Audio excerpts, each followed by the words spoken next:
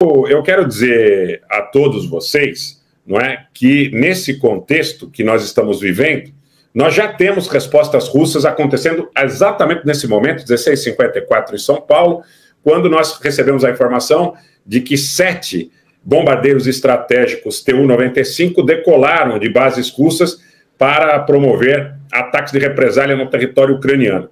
O que eu tenho percebido é que os ucranianos, eles têm recebido cada vez ataques mais profundos, sob o ponto de vista da fronteira oeste, não é? Khmelnytskyi, onde um grande depósito de munição foi atingido ontem e hoje, e agora, nesse momento, eu recebo a informação que está sendo visada a cidade de Lviv. Khmelnytskyi é importante porque em Khmelnytskyi, os ucranianos recebem material da Romênia. A OTAN deposita seus ativos na Romênia e, por via terrestre, eles chegam a Khmelnytskyi, onde grandes paióis, grandes depósitos ucranianos foram atingidos entre ontem e hoje. Há uma contraofensiva pontual em relação a Bakhmut, onde há muita controvérsia, inclusive com aquelas declarações sempre controversas do líder do grupo Wagner em relação aos sucessos dessa contraofensiva. Me parece que essa contraofensiva tem sucesso, pelo menos relativo, mas ela é muito pontual em relação a Bakhmut, não é uma contraofensiva total ainda, mas nós estamos observando que esse fator, né, da destruição de aeronaves russas nos céus da Rússia, não são céus de áreas contestadas ou de áreas ocupadas recentemente pela Rússia em regiões que a partir de 24 de fevereiro foram assediadas pela Rússia nesse conflito na Ucrânia. São áreas que fazem parte do território internacionalmente reconhecido como parte da Federação Russa. Então, nesse sentido, não é?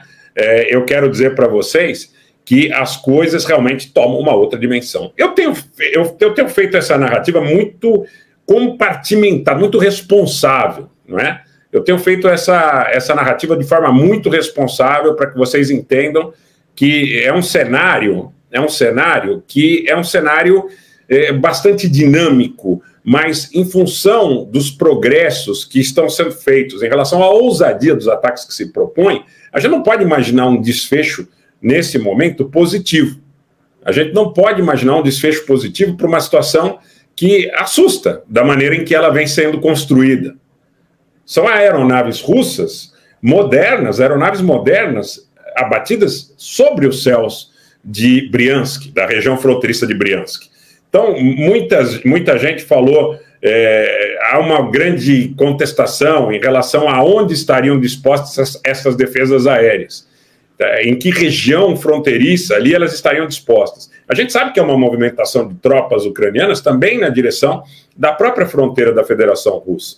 E essa é uma situação que está começando a gerar desentendimentos, não apenas entre o líder do grupo Wagner e o Ministério da Defesa da Rússia, mas entre pensadores russos, entre ideólogos, entre formadores de opinião, entre militares e o quadro diretivo, tanto no aspecto civil como militar, em relação ao que se propõe, ao que se gasta dos ativos militares russos nesse contexto do que a gente está trazendo para vocês, desse conflito.